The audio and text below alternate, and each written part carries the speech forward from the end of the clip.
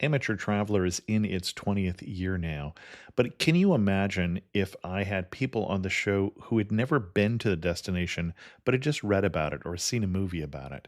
That wouldn't make any sense at all, and you wouldn't listen. We all know how important it is to receive advice from people who know a destination to get the most authentic local experience. And a great option for experiencing this is Explore Worldwide and their authentic small group adventures, led by local tour leaders, perfect for solo travelers who want to meet like minded people with a desire for adventure. I'm often an independent traveler, but two of my last three trips were with small group tours because they organize everything and it's a lot easier. If you want to recreate the tour I did to Malta, they have a Malta and Gozo Discovery Tour. I'm intrigued by one of their tours called A Taste of Sicily. The company again is Explore Worldwide, and visit exploreworldwide.com to learn more. And thanks to Explore Worldwide for sponsoring this episode of Amateur Traveler. The nights are long, the days are short, and the weather is chilly to downright cold, depending on where you are. It's a good time to slip into a Quince iconic Mongolian cashmere sweaters, which start at only $50. You can treat yourself to everyday luxury at an affordable price with Quince. If you really want to dive into luxury, you can check out their leather handbags, washable silk shirts, and European linen sheet sets. Whatever you're looking for at Quince, all the prices are 50 to 80% less than similar brands, and they do that by partnering directly with top factories and cutting out the middleman. They only work with factories that use safe, ethical, and responsible manufacturing processes. And of course, they use premium fabrics and finishes for that luxury feel in every piece. But you've already heard me rave about my Quince travel pants. Treat yourself this winter without the luxury price tag. Go to quince.com/traveler for 365-day returns plus free shipping on your order. That's QUINCE.com/traveler to get free shipping and 365-day returns. Quince.com/traveler. And thanks to Quince for sponsoring this episode of Amateur Traveler. I got my bags packed on a roll. I'm heading out there and I'm ready to go. I'm looking real good in my passport photo. Oh, no. Amateur Traveler, episode 791. Today, the Amateur Traveler talks about castles and confetti, hikes and sheep, Mussolini, and the Trans-Siberian train. No, not that one. As we go to Abruzzo in Italy. Welcome to the Amateur Traveler. I'm your host, Chris Christensen. Let's talk about Abruzzo. I'd like to welcome to the show Jackie Parsons from hedonistichiking.com. And Jackie has come to talk to us about the region of Abruzzo in Italy. Jackie, welcome to the show. Thank you, Chris. It's lovely to be here this evening with all your listeners. Well, and I appreciate the patience of Jackie because this is the second time we're starting to do this show because of some technical issues, the problem between the chair and the keyboard on my end. And where is Abruzzo that we're talking about, Jackie? So you will find Abruzzo to the east of Rome, so between Rome and the Adriatic coast. Surprisingly, it is only about 2.5 hours from the capital, yet it is a different world. What's your connection with Abruzzo, first of all? Well, my husband and I, we set up our hiking company, Hedonistic Hiking, about 15 years ago. And at that time, we made Italy our home for half the year, and the rest of the year, we base ourselves in Australia. We have a range of different tours throughout Italy. And about 10 years ago, some of our friends, where we base ourselves in Tuscany, who are originally from Abruzzo, they said, Jackie and Mick, you love walking, you must go to Abruzzo, you have to go and explore. And so we took them up on their suggestion, and we went to discover Abruzzo, and we created a week-long itinerary, a hiking tour there, and really fell in love with the region. Excellent. And why should someone go to Abruzzo? Well, I think Abruzzo is a region to discover if you are looking for a region that is authentic, something that isn't overrun by tourists, somewhere if you love nature, if you love somewhere that is unspoiled if you love animals, wildflowers, but it also has beaches as well. So it has something for everybody, and the people are genuine and really welcoming, and the food and wine is amazing. Excellent. Well, and I think it's fair to say that when we have somebody on whose website is hedonistic hiking, that we're going to be talking about an outdoor adventure predominantly. Exactly, yes. Our tours do focus on hiking, but the hedonistic name in the title means that along with wonderful hiking, you will have beautiful food and wine as well. So Abruzzo had all of that. Excellent. Well, what kind of itinerary are you going to recommend for us? Well, I'll put together a week-long itinerary. I'll suggest a few things, and then I always get very enthusiastic, and there's so many more things that you could do. So if you were to fly into Rome, you could either pick up a hire car, or if you like to use public transport, you could also easily access Abruzzo by train and bus. If you are heading by train, I would say head to the little town of Sulmona, which is in the valley, surrounded by the Apennine Mountains, and it is a beautiful market town. It's where the Roman poet Ovid came from, and it's known nowadays for its confetti. Confetti are what the Italians call the sugared almonds that they will hand out at weddings, but the town itself makes these confetti, and people don't just have them at weddings. They have them all the time as snacks, and they also give them away as presents, because these sugared almonds aren't just eaten as single sugared almonds. You can also buy flowers, you can buy bees, you can buy animals created from the sugared almonds. So as you stroll through the streets of Sulmona, you will see shops which have just these beautiful artistic displays of the almonds. So it's a wonderful place to start your holiday in Abruzzo. There's some nice accommodation there, some lovely places to eat as well, and as I said, there is the weekly market too. So it's a good place to kind of get your feel for Abruzzo. Did you have any particular places to eat or places to stay that you wanted to recommend, as long as we're talking about Not in Sulmona? Sulmona itself, but Okay. I will give you some further on the trail. Okay. Excellent. So from Sulmona, I would highly recommend that you then head into one of the national parks. Abruzzo itself has four national parks, and if it is your first holiday in Abruzzo, I would suggest maybe heading first up to the Gran Sasso, which is the highest mountain, the Corno Grande, in Abruzzo. It's just under 3,000 meters, this mountain. And around the Corno Grande, there's this area called the Campo Imperatore. And the Campo Imperatore is often referred to as Little Tibet, because it is flat, surrounded by mountains, and a real feeling of wilderness. In the springtime, when we are often there, it's carpeted with beautiful wildflowers. And it also has a fascinating historical connection as well, because during the war, Second World War, in 1943, when Mussolini was deposed from power, he was sent up to this area of the Gran Sasso, and he was imprisoned there in a hotel, mind you, so he didn't suffer too much. And you could even go and visit the suite of rooms that he had in this rather fascist style hotel, and visit it and enjoy the wonderful views. And he spent a few weeks there before he was then rescued by the German forces and then taken off to the north of Italy. So that's a nice little historical connection. Of course, being in a national park, there's wonderful hiking, relatively easy hiking on the Gran Sasso, because it is fairly flat, that part, unless you want to climb up to the top of the mountain at just under 3,000 meters, which is also possible to do. With all this outdoor adventure, I'm sure you're going to be getting a little bit peckish, a little bit hungry by this time. So as you're driving along these wonderful remote mountain roads, and very good roads if you are in your hire car, you will come across places fast food places, but fast food Abruzzese style, which will be selling, amongst other things, what they call arrosticini.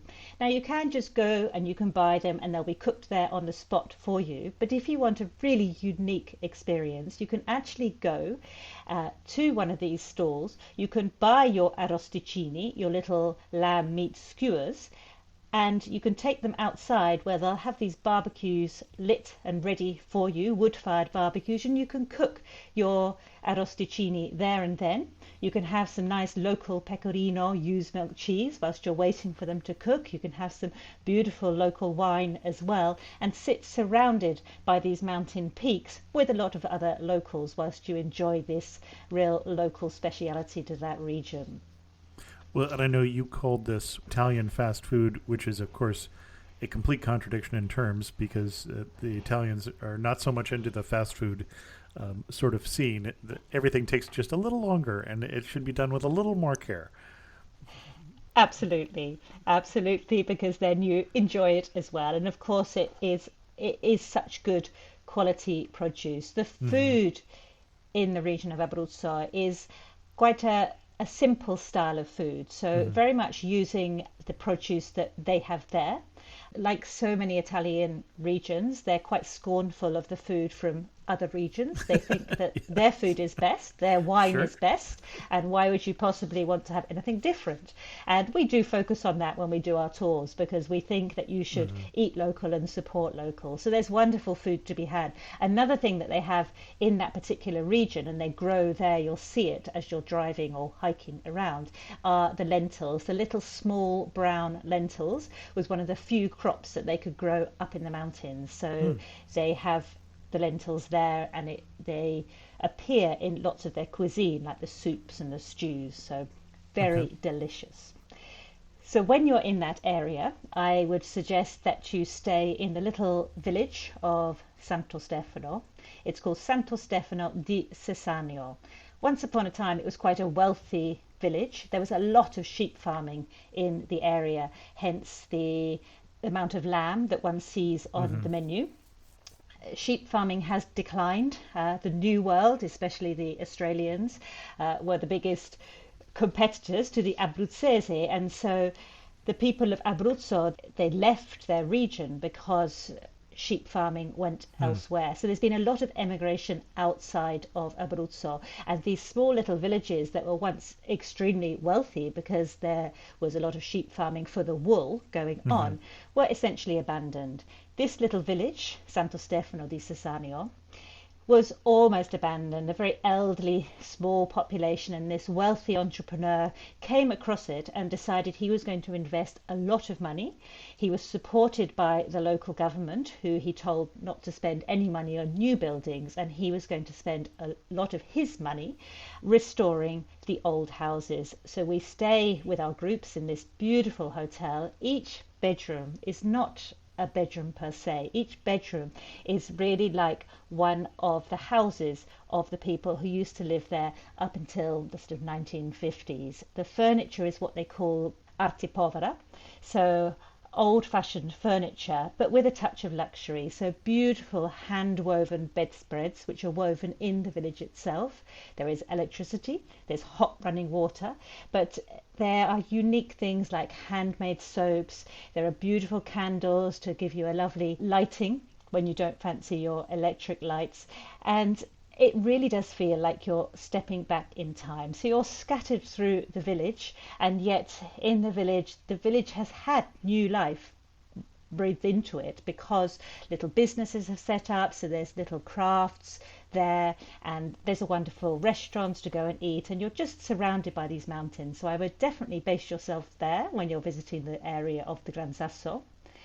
And you mentioned there's a term for this where the hotel is not a single building but is scattered throughout the village. Yes, it's called an albergo diffuso, which means a scattered hotel. And there is a website in Italy of the alberghi diffusi, Oh, and it will interesting. give Okay. you a list of all of them throughout Italy. And there are others in other countries in the world as well, but I'm only familiar with the Italian ones. And they're special places to stay. I would very much recommend them. So Excellent. once you've had your time in the mountains, and there's many other places that you could stay in the mountains, I will maybe come back to that, but I ought to give a little bit of other things because people may want to get down to the coast and spend a little bit of time on the beach as well. So you'd be Hmm. heading down to the east coast, which is still in Abruzzo. And they always say when we don't obviously do our hikes there in wintertime, but the local Abruzzese say that it's wonderful. You can ski in the morning and swim in the sea in the afternoon. And it is true because it is only a short drive from Hmm. these wonderful mountains down to the coast. It's quite a flat coast, so it's not sort of rocky bays like on the other side. Hmm. But I think I would send you to stay in the little town of Ortona because Ortona is near the city of Chieti. Chieti is a big city, but Ortona's on the coast. And once again, I love history. That's part of what we include in our hiking tours. You're walking through history. You're learning a lot about the area where you're hiking. And Ortona was on the Gustav Line in World War II. So there's quite a lot of fighting, and it's got a Hmm. few war memorials and cemeteries. And it is also a beautiful town with a beautiful coastline and a lovely beach to have a swim in the sea. So I maybe would spend a couple of days there. So that gives you a bit of town, mountains, coastal. But there are other places that I would suggest to go as well. So maybe if I mention some of those other places as well that I Sure. would suggest to go. So another town that we visit is the beautiful village of Pesco Costanzo, and it is a beautiful town in with some lovely Renaissance architecture. It was built largely when the Florentines were involved in Abruzzo because of the trade in wool. So a lot of money was invested, and it's a beautiful but tiny little town. There's some lovely hotels there, and there are some fantastic restaurants as well in this little town that we stay in.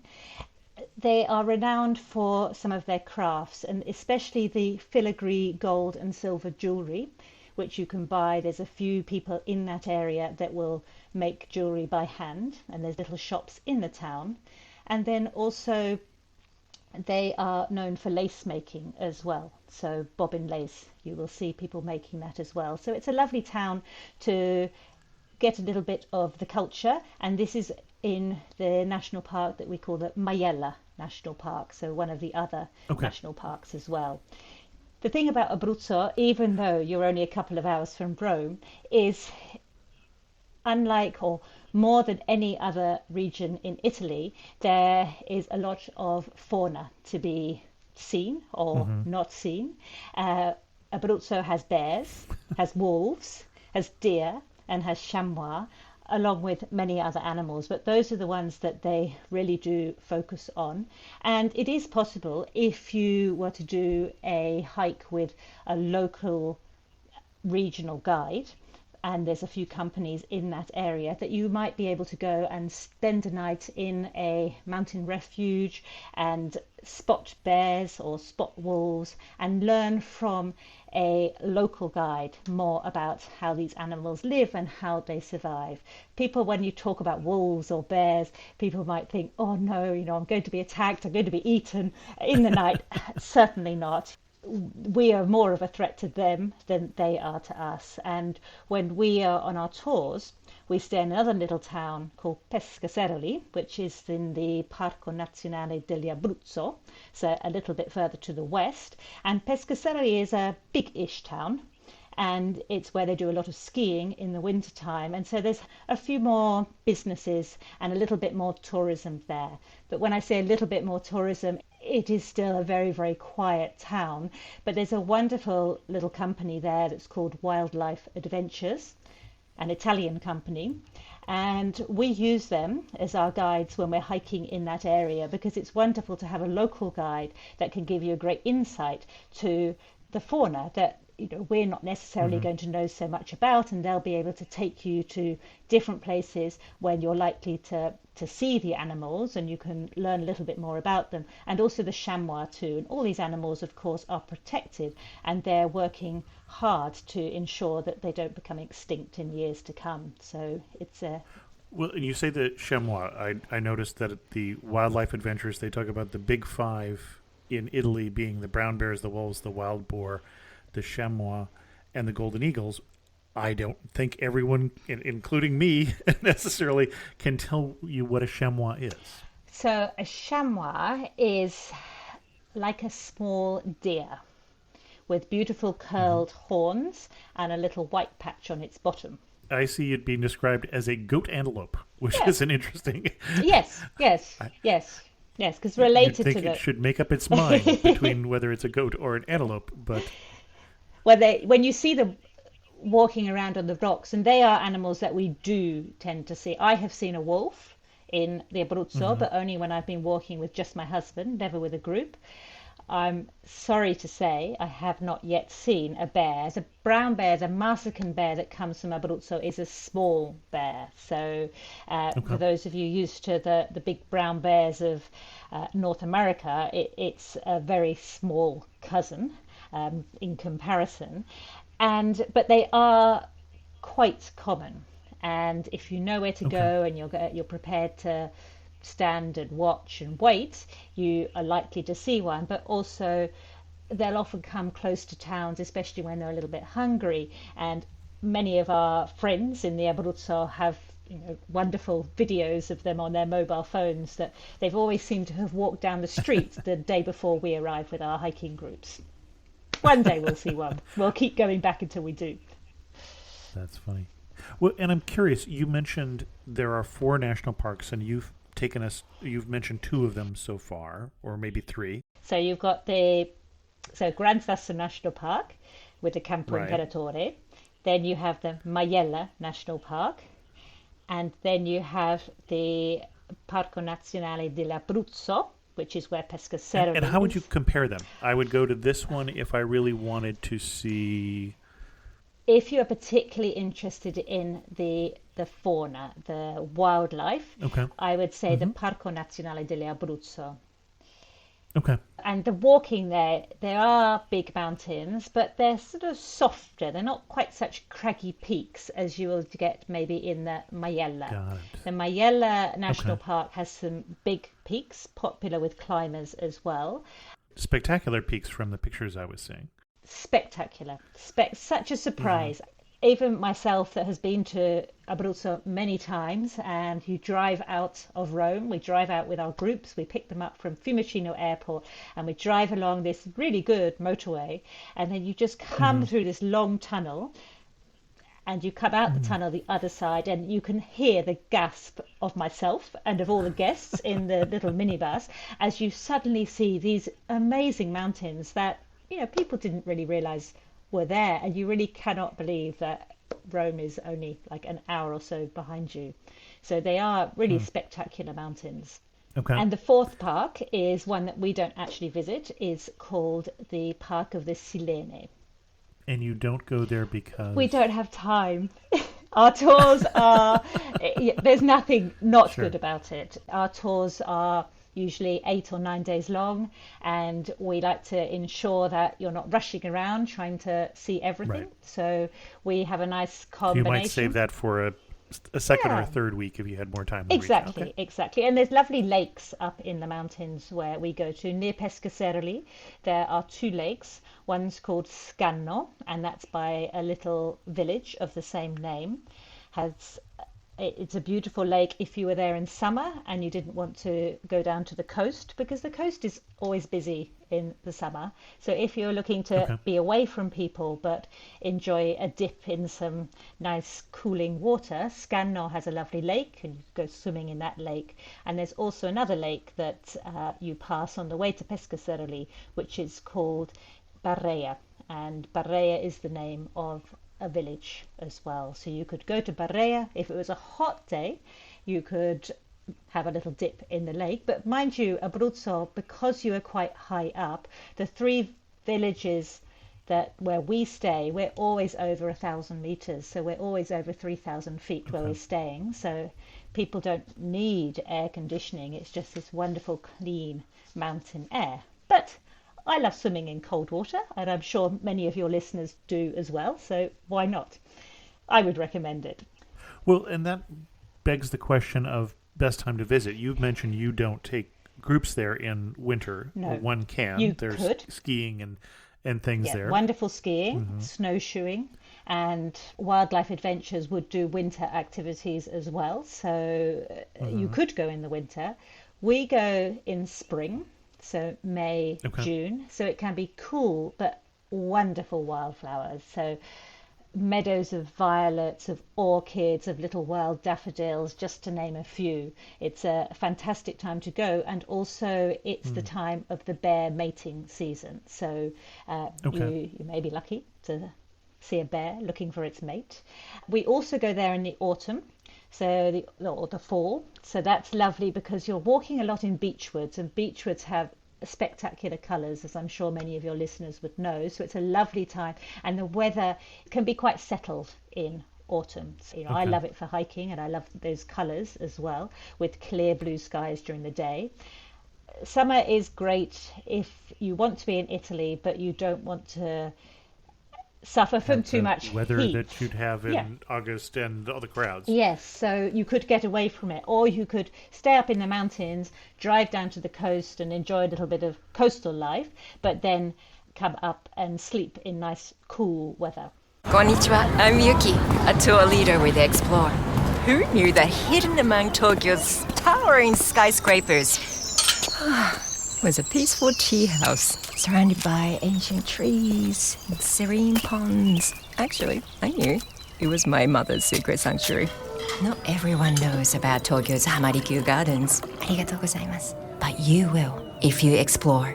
Search exploreworldwide.com and don't just travel, explore. These are violent criminals, so they're not going to go down easy. ABC Tuesdays. Let's get this done. The Rookie is back. We have 2 new rookies starting today. Howdy. Being a cop is stressful 24/7. Every year on the job is different. And Training Day We have a serial killer at large. never ends. We need an ambulance! The Rookie. All new Tuesdays on ABC and stream on Hulu. This episode is brought to you by Shopify. Upgrade your business with Shopify, home of the #1 checkout on the planet. Shop Pay boosts conversions up to 50%, meaning fewer carts going abandoned and more sales going cha-ching. So if you're into growing your business, get a commerce platform that's ready to sell wherever your customers are. Visit shopify.com to upgrade your selling today. I think I need to tell you about food. All I've told you. I think you do. All I've told you. I think you do. So far, we've just done We've hiking. just done hiking. We haven't done hedonistic yet at all. No. There's maybe a couple of other little places on the hiking we need to bring in as well. But I think food is always important, and an army marches on its stomach, as do hedonistic hikers. The food from Abruzzo, as I've already mentioned, it's cucina povera, so simple but tasty cuisine. Which is poor kitchen. Yes, poor kitchen, but it sounds so bad when we translate it. So cucina povera. Sounds much better in Italian. It is literally using their homegrown produce and making really delicious dishes from it. So it's an area of pasta. The funny thing is, when you're in Europe, many of the dishes that we love in the various regions are really the poor people's cooking. A lot of the traditional dishes in different countries that we have learned to, eat at the high-end restaurant and such were poor people's dishes quite often, because they weren't necessarily the big chunks of meat that the rich people could eat.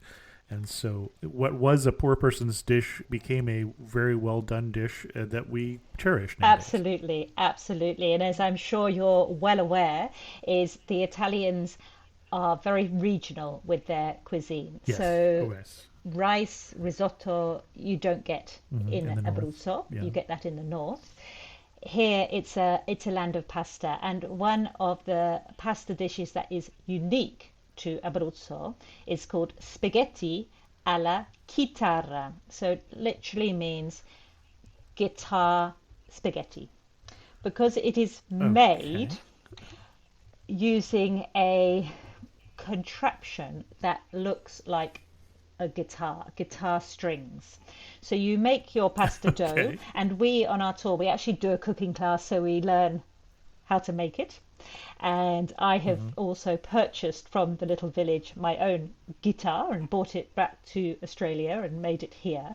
But what it does is you make a rectangle of pasta dough. So you roll that out with a rolling pin, and then you take your rectangle and you put it on top of your pasta making guitarra, and it has these wires so that when you roll it onto the chitarra, it will cut the pasta that you have. So it's like a spaghetti, but it's more square as opposed to round. And you would have that with either a beautiful rich tomato sauce, or you might have it with little meatballs, which are made out of pork and lamb, usually just little with your tomato sauce on the pasta. Or you could have it with what they call cacio e pepe, which is more of a Roman dish, but you do get it in Abruzzo as well. Cacio being the ewe's milk, pecorino cheese, and pepe being pepper. So a nice simple simple pasta dish there. So that's the one thing you must have when you're in Abruzzo. Some of the other dishes, well, I've talked about the confetti, that's just snacks along the way. And the other dish that you can have in through late spring through to summer is what they call orapi. Orapi is wild spinach. It's often called Goodkin Henry if you have gardeners amongst your listeners. And so it's a wild spinach that grows up on the mountains. The sheep used to like to eat it as well, but it's really tasty, really full of iron, really good. And they just cook it like spinach, but it's yummy because it's wild and it comes from the mountains.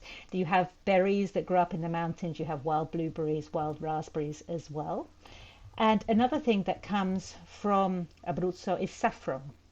Saffron is grown in a few places around Italy and the world, I'm aware of as well. In the valley, not far from Sulmona, where we started our little tour around Abruzzo, you have a little town called Nevelli. And in Nevelli, they grow saffron, and this saffron is protected by the slow food movement, which is a culinary movement started in Italy, in northern Italy. And so in August time, the ladies of the village will go out early in the morning to pick the stamens from the crocuses to create this saffron. So you get that in dishes as well. It was originally grown for dyeing the wool, to make yellow colour for dyeing the wool, but now it is used for food as well. Another speciality that you have in Abruzzo are truffles, wild truffles. So you could go truffle hunting if you were there later on in the year, October into November. You'll find truffles up in the mountains if you go with a guide with his dog. You'd never find them yourself. And of course mushrooms, wild mushrooms from summer through to the autumn as well. So all of these foods are mixed into wonderful pasta sauces. I've talked about the lamb. Lamb is the main meat, but of course you can find other meats, but traditionally lamb and pork are the meats that you would find in Abruzzo. And the wine. The wine is good and it is exported now around the world. There is one red grape variety in Abruzzo and it's called Montepulciano d'Abruzzo. Not to be confused with Montepulciano, the town in Tuscany, which has its own wine. Montepulciano d'Abruzzo is a fabulous wine. You can have simple versions of it, you can have the more elegant versions of it. It is now exported around the world, and whenever I see it, I know that it's just going to be a good, nice, fruity, easy drinking red. Most people, locals, would have their own supply. They often go and buy it in bulk. We go to a very traditional restaurant in one of the villages where we stay, and we often ask for a particular winemaker that we know is particularly good, and he's like, why would you want that? He screws up his nose because, you know, this is what my mate makes down the road, and out comes this jug of red wine. It's like a really earthy colour, but it is good. So that's the red wine, and they make a nice rosé from it called Cirezzuolo. And then white wines, the one that we like best is called pecorino. Pecorino is the Italian word for sheep. A pecorino white wine has nothing to do with the sheep. It is just the name of... Or the cheese for that. Or the cheese, yes. And it just makes a lovely, light, minerally white wine. So those are the better known wines, and then you have Trebbiano and Malvasia as well. But wine, I think, goes with food, and it definitely goes with the food of Abruzzo. I'm a little confused that Montepulciano d'Abruzzo is made with Montepulciano grapes, but that Montepulciano wine from Montepulciano is not. I know. So I'm not sure how that came about historically, but the okay, Italians I can like to confuse. They do. Yes, okay. Very different wines, both good in their own ways. Excellent. And you said there are some hiking things that we should still cover. Yes. Okay. So there's a few things that that we could still cover, but also Santo Stefano. So that was that wonderful albergo diffuso I spoke about. If you were staying there in this beautiful village, there's a lovely hike that you could do. It's a short hike, it's a couple of hours uphill, but it takes you to Rocca Calascio. Rocca is a fortress. So Rocca Calascio is the fortress of Calascio, which is a village further up the hill. And when you're in Santo Stefano, if you look up, you can see this ruined fortress. And it's a beautiful hike that takes you up over the sheep pastures to get up to this wonderful abandoned fortress that you can have a look around. Some of your listeners and you yourself may recognize this fortress because it has featured in a few films, one of which was Lady Hawk, and the other, The American, with George Clooney, was filmed in Abruzzo. George Clooney actually went to Abruzzo after they had the devastating earthquake in 2009 and decided to film his film The American there to invest a bit of money into the region, and it certainly did. So that's a lovely film to watch if you want to get a feel for the countryside and the scenery of Abruzzo. It's a lovely place to see. Another few words about transport. I think in Italy, if you hire a car, you can really get into all the nooks and crannies of the region. But public transport is good in Italy, and train connection from Rome, also bus connections from Rome, and little bus connections around the local towns as well. So that's really helpful.